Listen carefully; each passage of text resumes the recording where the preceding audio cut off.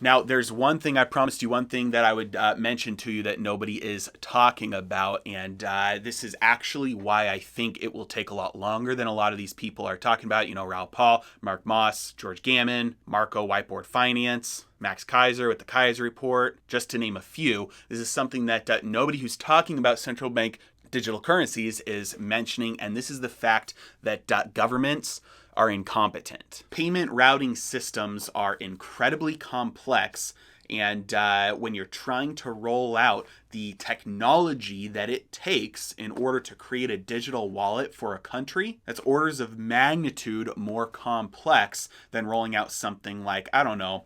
healthcare.gov, and we all know how that went. This is why there have been so many cryptocurrencies rolled out and so many of them fail, because it's an incredibly complicated thing to do, number one, and then to do it effectively where it actually works well, that's a whole nother level. And so I fully expect governments, and especially in America, I fully expect them to try this, and I fully expect it to fail, and I fully expect them to keep on trying and refining, and it just takes a lot longer to get to the point where I'm talking about all these like utopian or dystopian really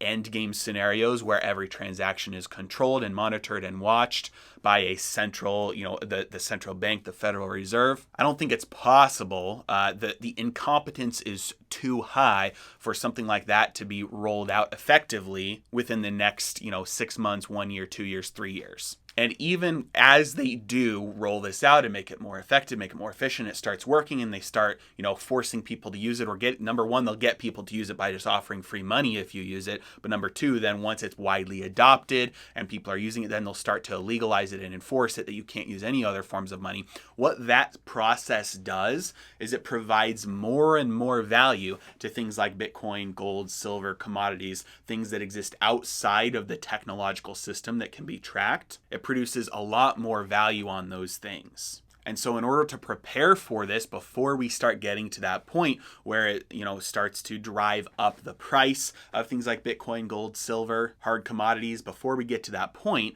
the thing to do to prepare is to start putting your money into those things outside of the technology system. So, hold your gold physically. If you hold unallocated gold through,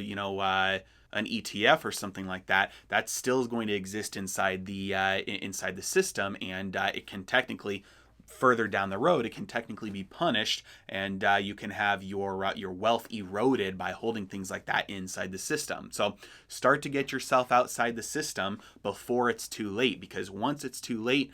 it's going to be next to impossible to get your money or your wealth out of that system into some of these things like gold and silver, because even if some of these businesses still exist, you're not going to be able to swipe your debit card transactions to these types of businesses, or in order to purchase certain types of things like gold or Bitcoin will be declined. So again, I think this is a lot further away than some people are saying. I know it's already being rolled out in China, but